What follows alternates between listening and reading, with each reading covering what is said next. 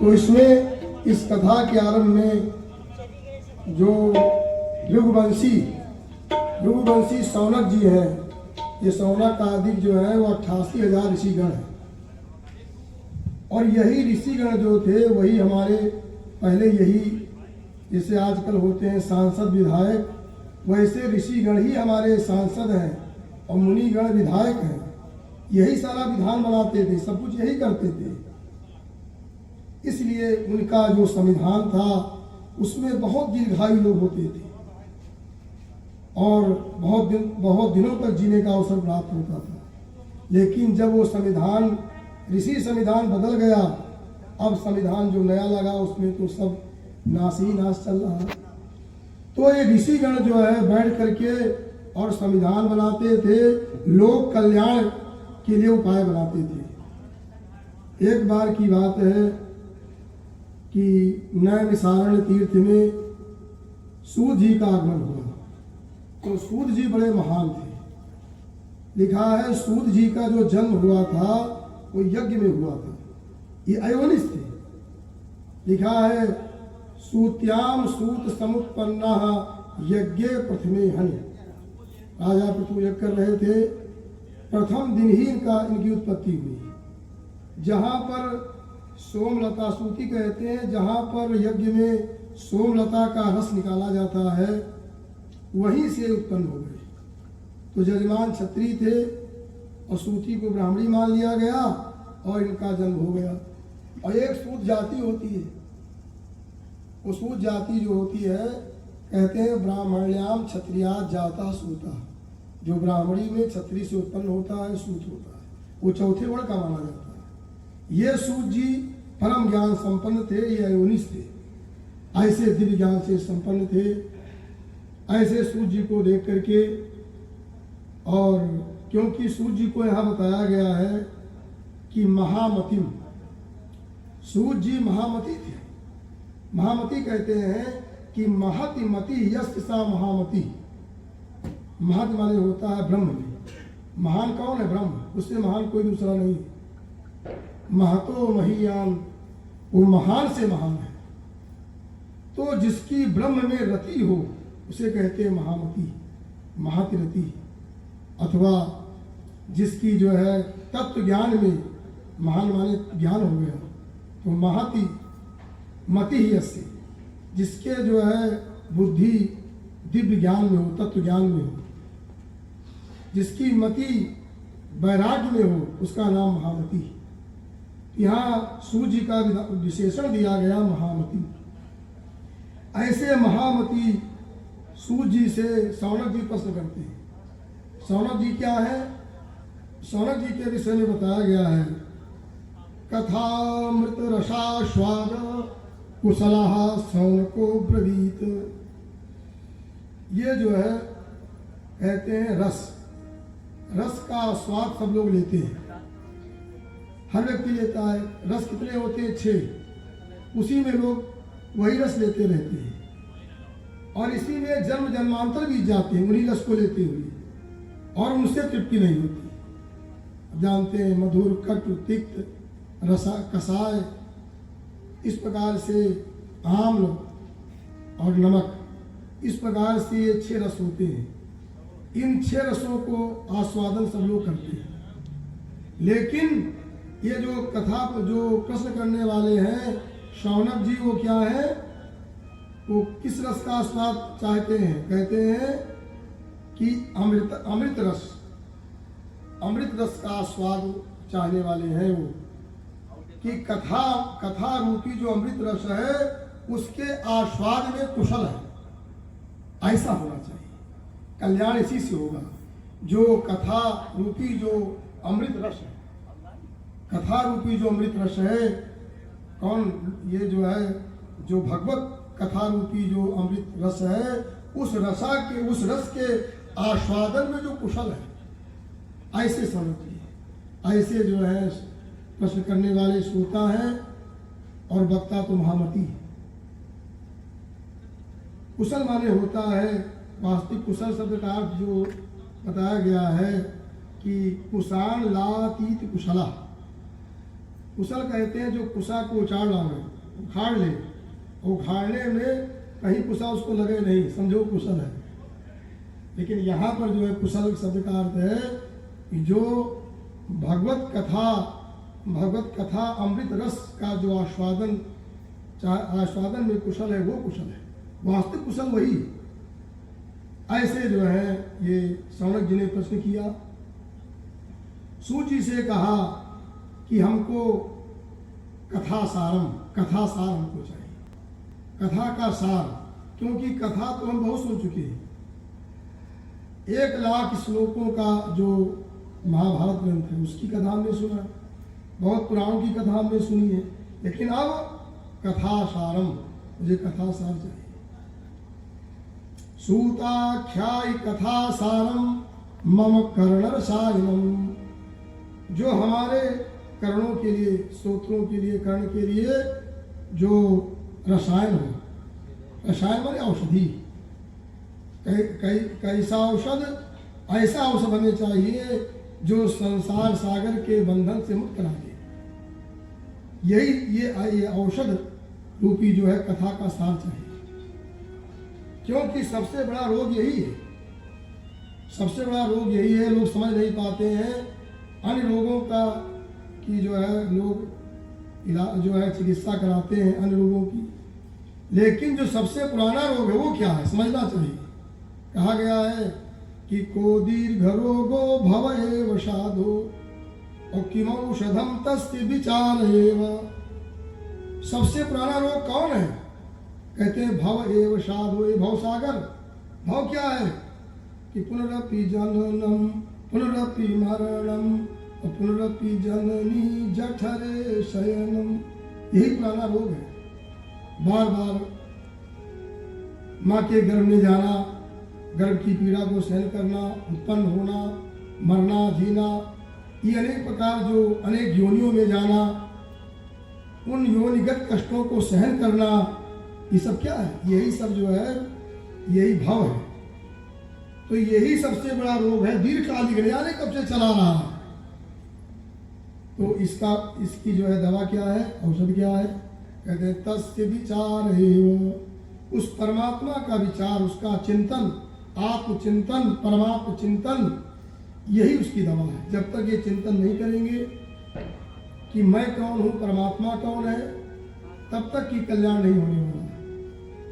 इस शरीर से भिन्न अपने को समझना है कि मैं शुद्ध हूँ, बुद्ध हूँ, चिरंतन हूँ, सनातन हूँ। ये जब बोध आपको पैदा होगा तभी कल्याण होगा। इस प्रकार से प्रश्न किया और शौनक जी ने कहा हमें ऐसा कथा का सार सुनाइए जिसके द्वारा भक्ति, ज्ञान, वैराग की वृद्धि हो। भक्ति, ज्ञान, विराग और विवेक, इन्हीं से कल्याण होता, ये हमको चाहिए। वैराग जो है उसे वैराग कई प्रकार का होता है, लेकिन जो शुद्ध वैराग्य है, जो बोध से वैराग होता है, जो ज्ञान हो जाता है, वो वैराग उत्तम वैराग माना जाता है। एक वैराग ये भी होता है, लोग क्या करते हैं, घर में लड़ाई झगड़ा हुआ, कहा सुनी हुई, वैराग आया, चल पड़े, वहां से चले गए, 2-4 दिन रहे किसी तीर्थ में कहीं, बस वो जो है वो वैराग उतर जाता है, फिर वापस आ गए। और एक वैराग जो दिव्य वैराग, जब आत्मबोध हो जाता है, वो वैराग सच्चा वैराग।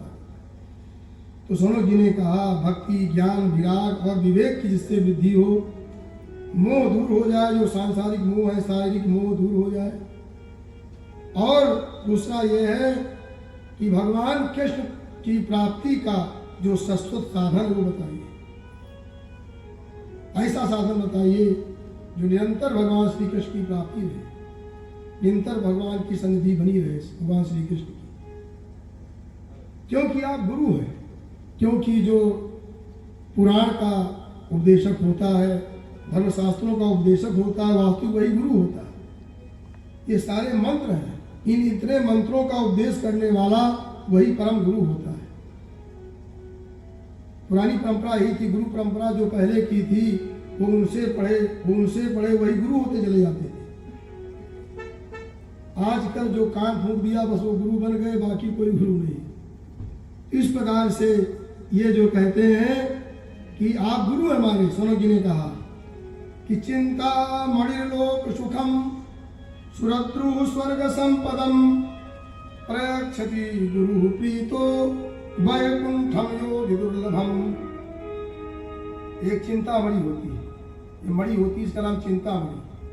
अगर चिंतामणि किसी को प्राप्त हो जाए तो संसार के सारे वैभव उसे प्राप्त हो जाएंगे। जो चाहेगा वो वैभव चिंतामणि उसे प्रदान कर देगी। चिंतामणि का प्रभाव होगा, सब कुछ देने वाला वो मणि होता है।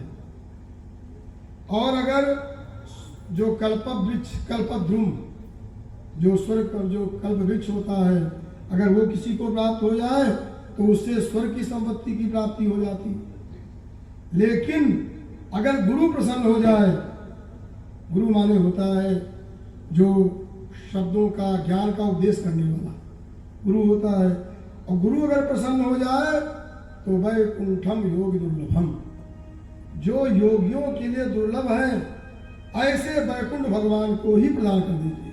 इसलिए आप गुरु हैं, आप हमारे प्रश्नों का समाधान करें।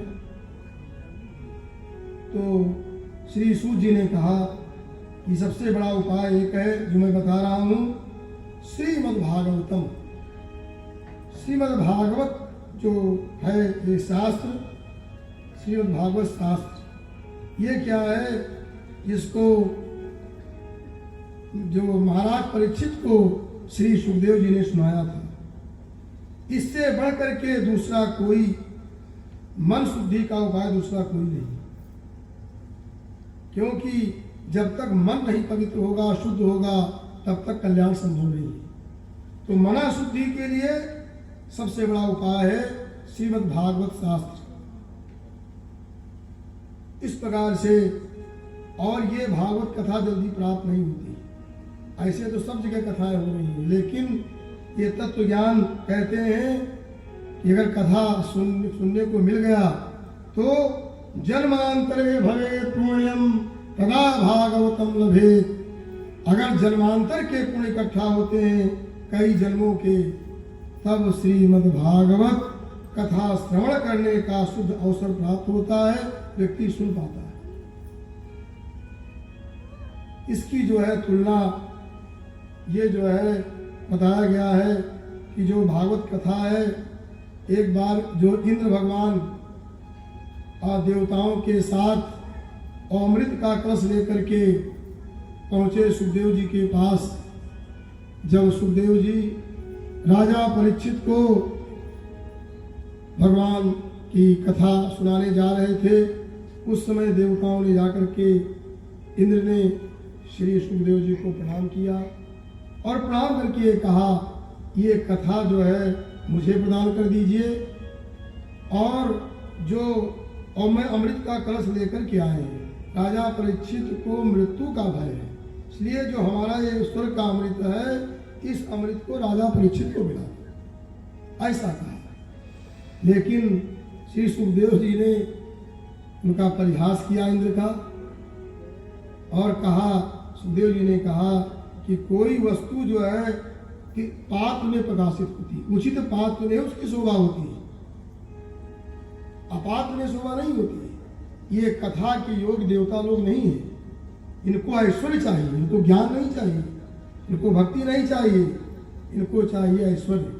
इसलिए इंद्र को वहां से वापस कर दिया और कहा, नहीं, ये भक्तों के लिए है, ये भागवती कथा है।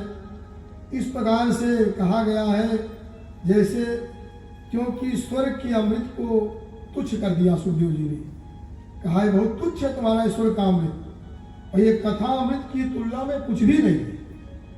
ऐसा क्यों, क्या विशेषता है कथामृत में? कहा कि स्वर्ग का अमृत जो होता है वो देवता लोग पीते रहते हैं, लेकिन उसका परिणाम क्या होता है? परिणाम क्या होता है? कहते हैं कि उनका पुण्य नाश होता रहता है। स्वर्ग का अमृत जितने भी देवता पी रहे हैं, उनका निरंतर पुण्य नाश हो रहा है।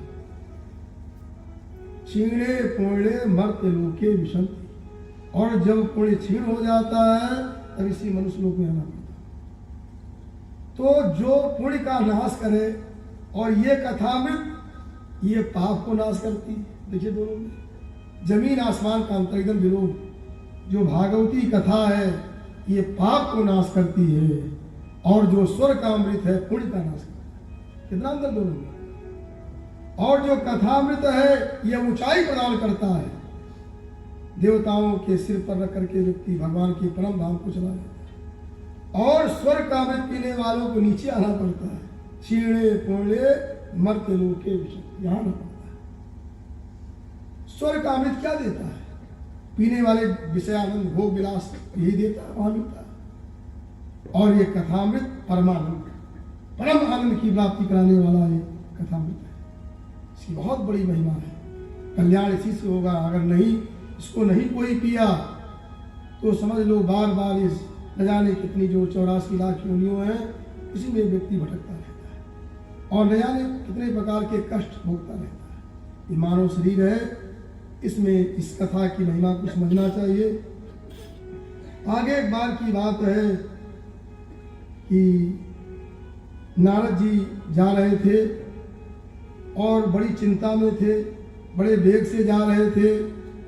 उस समय सनकादिकों ने पूछा नारद जी से कि आप तो विरक्त हैं और परम वैष्णव हैं, आप मुक्त संग हैं, आप आसक्ति से रहित हैं, और फिर इस समय इतनी चिंता में क्यों? जैसे कोई दरिद्र व्यक्ति हो और दरिद्र व्यक्ति का धन नाश हो जाए कितना चिंतित हो जाता है। उसी प्रकार नारद जी चिंतित थे, शून्य चित्त थे। तो सनकादिकों ने पूछा कि आपके चिंता का क्या कारण है, इतना दुखी आप क्यों दिखाई पड़ रहे हैं? तो नारद जी ने उत्तर दिया, हम संक्षिप्त में मैं चर्चा करता हूँ। नारद जी ने सनकादिकों से कहा कि हमारी चिंता कारण क्या है। कारण ये है कि मैं पूरी पृथ्वी घूमते हुए आ रहा हूँ। पुष्कर, प्रयाग, काशी, गोदावरी, हरिक्षेत्र, कुरुक्षेत्र, श्रीरंग, सेतु बंधन, ये सब कुछ और अनेक तीर्थों का भ्रमण करके मैं आ रहा हूँ, क्योंकि कली का आरंभ था। तो ये कली जो है, कली क्या है? अधर्म का मित्र है। ये कली अधर्म की वृद्धि करता है, अधर्म का ये सपोर्ट करता है। तो इसलिए कलिना धर्म मित्रेण धरेयम बाधिता दुना, ये पृथ्वी बाधित हो गई कली के द्वारा। तो यहाँ पर मैं देखा कि नहीं कहीं न सत्य है, न तप है, न शौच है, न दया है, न दान है, और अधिकतर मैं देख रहा हूँ कि पाखंड निरता संतो विरक्ता सपरिग्रहा, कि जो संत है वो पाखंड से रत है, पाखंड फैला रहे हैं केवल धन कमाने के लिए, वास्तविक भक्ति उनके पास नहीं। ये अधिकतर, ये नहीं सारे संत ऐसे हो गए। ये जैसे कहते हैं शरीर में 5 तत्व हैं, लेकिन कहते हैं पार्थिव, क्योंकि पृथ्वी का तत्व उसमें ज़्यादा है। वैसे अधिक संख्या ऐसे पाखंडियों की जो अनेक प्रकार के वेशभूषा बना करके केवल धन के लिए अपना पाखंड फैलाए हुए हैं। तो कहते हैं पाखंड निर्तोषंता, जो संत क्या है? पाखंड से भरे हुए। आजकल बहुत सारे संत हैं जो पाखंड फैला रहे हैं। कभी कभी तो ये देखा जाता है बहुत सारे कली जो है वो संत के रूप में उत्तरित हो जाता है, संत का भेष बना लेता है, क्योंकि कली को अधर्म को बढ़ाना है। अधर्म को बढ़ाने के लिए वो संत का रूप लेकर आ जाता है। आज भी कुछ ऐसे संत हैं जो कली है, कली संत के रूप में आ गया और सारे धर्मशास्त्रों का खंडन करते हैं। कोई कहता है कि उत्तरकांड वाल्मीकि प्रक्षिप्त है, ये प्रक्षिप्त, वो प्रक्षिप्त। तो हमारे जो धर्मशास्त्रों खंडन करते हैं, समझ लो वो कली के रूप में वो संत आया है। ऐसा ये नहीं सबकी बात ऐसे मान लेना चाहिए। तो इस प्रकार से मैं बताना चाहता हूँ कि नारद जी ने कहा हमने देखा है, और पाखंड निर्ता संतो विरक्ता सपरिग्रहा, जो विरक्त है उनके पास सारा परिग्रह, कोई ऐसी वस्तु नहीं है जो विरक्तों के पास ना हो। कोई सबसे अगर नई गाड़ी कोई निकलेगी तो पहले विरक्त के पास जाएगी, तब गृहस्थ के पास वो पहुंच पाएगी। सब जितना ऐश्वर्य भोग है सब विरक्तों के पास सबसे अधिक, और गृहस्थ जो गरीब हो भी कमा कर ले जाएगा वही सौंप पाएगा महाराज जी को। लेकिन पहले जो संत महापुरुष होते थे, सब जैसे वशिष्ठ आदि ऋषि, कितना दक्षिणा मिलती थी, सब बांट देते थे। उपासना करते थे। इस प्रकार से कि कहा गया है विरक्ता सपरिग्रहा, सारा परिग्रह विरक्त हो के पास, और छल बल दल से भी धन कमाते हैं। कुछ सबकी बात नहीं कर रहा हूँ, कुछ ऐसे लोग हैं, और उस समय थे नारद जी के समय, तो आज की बात किया, आज तो बहुत वृद्धि हो गई। नारद जी ने कहा यही हमारे दुख का कारण है, और बहुत सारी बातें बताई गई हैं कि तरुणी प्रभुता गेहे श्याल को बुद्धिदाय कहा, और घर में जो है तरुणी स्त्री की जो है प्रभुता होगी, उसके अनुसार से ही पुरुष कार्य करेंगे, विशेष करके क्योंकि जो है वो जो है कहते हैं कि जैसे पुरुष मानो हाथी बन गया, स्त्री बन गई पीलवान, जैसा घुमाती वैसे हाथी चलेगा, अधिक नहीं आती। कहीं कहीं ऐसा भी होने लगा है। उससे क्या होता है कि क्योंकि हमारे शास्त्रों में कहा गया है स्त्रियों के पास बुद्धि बहुत ज़्यादा होती है, पुरुषों से अपेक्षा अधिक मेधा शक्ति ज़्यादा होती है, लेकिन विवेक कम होता है। विवेक पुरुष के अंदर ज़्यादा होता है, इसलिए प्रभुता मालिक पुरुष ही होना चाहिए। हमारे ग्रंथों इसलिए स्त्री को कहा गया भाई पुरुष के अनुकूल चलना चाहिए, दोनों को मित्र कहा गया, सलाह करके ही कार्य करना चाहिए, लेकिन पुरुष को प्रधान बताया गया। तो अगर पुरुष प्रधान रहेगा तो सब अच्छा चलेगा। और दूसरी बात यहाँ बताई गई श्याल को बुद्धिदाय का, कि लोग अपने भाइयों से सलाह नहीं लेंगे। सलाह किससे लेंगे? श्याल का, अपने साले से ही सलाह लेंगे। जब साला सलाह देगा तो विघटन पैदा होगा भाई भाई में। पहले क्या था, लोग अपने भाइयों को बुलाते थे और बैठ करके सलाह करते थे क्या करना चाहिए, लेकिन अब ये खत्म धीरे धीरे हो रहा है। ये सारी बातें नारद जी कह रहे हैं, ऐसा हमने देखा है, सनकादिकों से कह रहे हैं। ऐसी बहुत सारी बातें हैं। और इस प्रकार से कहा गया है। दूसरी बात एक और कहा कि दंपति नाम च कलकलम, कि पति पत्नी का झगड़ा हमने बहुत देखा है, जबकि पति पत्नी को हमारे शास्त्रों में एक कहा गया, दोनों एक है, अलग है ही नहीं, केवल शरीर दो हैं, बाकी पति पत्नी एक है। और सबसे अधिक झगड़ा उनमें हो रहा है। आज भी देखिए जितने मुकदमा चल रहे हैं अधिक तो देखिए पति पत्नी के, और जो नए विवाह हो रहे हैं, आधुनिक विवाह जो होते हैं कुछ दिन चलते हैं वो इस प्रकार से, क्योंकि वो पहले था कि विधि विधान से विवाह होते थे, आजकल सुंदरता को देखकर विवाह हो गए, सुंदरता खत्म, कोई समस्या ही, बस विवाह खत्म। तो इस प्रकार से पति पत्नी में झगड़ा, ये सब हमने देखा है। और इस प्रकार से हम भ्रमण करते हुए जब हम देखा कि जब हम वृंदावन भूमि में पहुँचे, नारद जी कहते वहाँ हमने देखा, क्योंकि वहाँ पर भगवान श्री कृष्ण की दिव्य लीला हुई थी।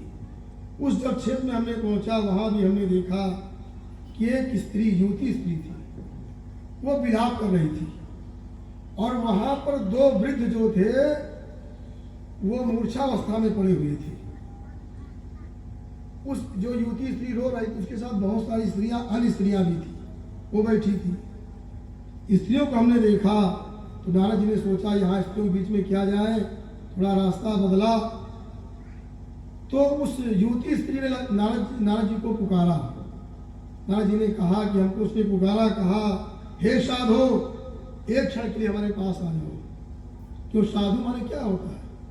साधु माने होता है कि साधुनोत पर कार्याण साधु, जो दूसरे के कार्यों की सिद्धि करे, अथवा सत्कर्म करने वाले को साधु कहते हैं। दुष्कर्म करने वाला असाधु है और सत्कर्म करने वाला साधु है। ये नहीं कि केवल भेष बना लिया, बड़ी बड़ी दाढ़ी, बड़ी बड़ी वो सब कर लिया तो साधु बन गए। साधु जो है, पहले परीक्षण होता था साधु कौन है, तो साधु माने जो शास्त्र का ज्ञाता हो, लेकिन जो सत्कर्म करने वाला वो साधु है। तो इस प्रकार से कहा हे साधु, एक क्षण देर रुक जाओ, क्योंकि साधुओं का जो दर्शन होता है वो समस्त पापों का नाश कर देता है। इस प्रकार से नारद जी गए और उस युवती से पूछा कि आप कौन हैं, और ये दोनों जो मूर्छावस्था में पड़े, ये दोनों कौन हैं? ये आपके पास जो बहुत सारी स्त्रियां बैठी, ये सब कौन है? सबका परिचय पूछा और कहा कि ये आपके दुख का कारण क्या है? उस युवती ने कहा, देखो मेरा नाम भक्ति है। वो भक्ति थी जो विलाप कर रही थी, युवती भक्ति थी। कहा मेरा नाम भक्ति है और हमारे दोनों एक पुत्र हैं जो मूर्छावस्था में पड़े हुए हैं। ये जर्जर हो गए, वृद्धावस्था को प्राप्त हो गए। और हमारे इनका नाम है ज्ञान और वैराग्य। दोनों हमारे पुत्र हैं जो जर्जर हो गए। मैं युवती, हमारे दोनों पुत्र वृद्धावस्था को प्राप्त हो गए हैं। और जो ये बहुत सारी स्त्रियां हमारे साथ बैठी हुई हैं, ये सब गंगाद नदियां हैं। ये गंगाद नदियां सब हैं। इस प्रकार से भक्ति ने कहा कि ये बड़े आश्चर्य की बात है और इन हमारे दोनों पुत्रों की जो है मूर्छावस्था दूर नहीं हो रही है, इनकी वृद्धावस्था दूर नहीं हो रही है, इसलिए आप कोई उपाय बतावें। आप तो बहुत पहुँचे हुए संत हैं। नारद माने यही होता है, नारम ज्ञानम ददात इति नारदा, जो सबको ज्ञान प्रदान करते वही नारद है। अथवा कहते हैं नारम माने नार माने अज्ञान होता है, तो अज्ञानम देव खंडित नारदा, जो अज्ञान का खंडन करते हैं उनका नाम नारद है। तो नारद जी से ऐसा कहा। नारद जी ने कहा, देखो ये क्योंकि ये कलयुग आ गया है, तो कलयुग जो है बड़ा दारुण होता है। इसमें सब अघासुर बन जाते हैं। अघासुरायन्ते, भागवत में आगे 10वें स्कंद में एक अघासुर की कथा माने होता पाप, पाप रूपी असुर की कथा आएगी। तो कहते हैं यहाँ लगभग सभी अघासुर बनने का प्रयास करते हैं। अघासुरायन्ते, तो कली के प्रभाव से लोग अघासुर बन जाते हैं। यहाँ सज्जनों को कष्ट प्राप्त होता है और असाधु जो है वो प्रसन्न होते हैं। लेकिन धत्ते धैर्यम तुयो धीमान सा धीरा पंडितोऽथवा, कहते हैं जो धैर्य को धारण करता है, कष्ट होने पर भी अपने धर्म से विचलित नहीं होता है, धैर्य को नहीं छोड़ता है, वही धीर है, वही पंडित है, उसी का कल्याण होता है। धीर है वही पंडित है। और यहाँ देखिए पंडित शब्द का प्रयोग आया और हम ये पंडित पुरवा में आए भी हैं। आप लोग समझ लीजिए पंडित शब्द का अर्थ क्या होता है। पंडित शब्द का अर्थ होता है, कहा गया पंडा। पंडा शब्द का अर्थ होता है, शास्त्र में व्याकरण में बताया गया है कि सद असद विवेकिनी बुद्धि पंडा। जो सद असद का, क्या सही क्या गलत, सद असद का विवेक करने वाली बुद्धि का नाम पंडा है। तो सद असद विवेकिनी जो बुद्धि, यश सद असद का विवेक करने वाली बुद्धि जिसके पास है वो है पंडित।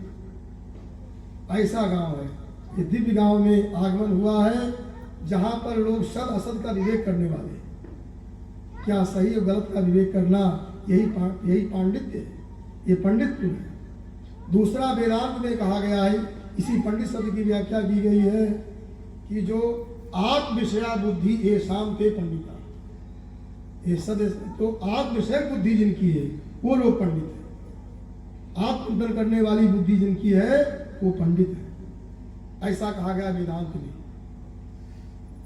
और तीसरा जो है पुराणों में पंडित शब्द का अर्थ किया गया कि मातृवत् परदारेषु परद्रव्येषु लोष्टवत् आत्मवत् सर्वभूतेषु यह पश्यति स पंडितः।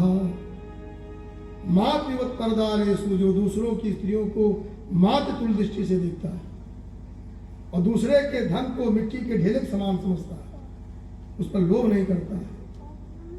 और आत्मवत् सर्वभूतेषु, अपनी तरह सब जगह सब देखता है।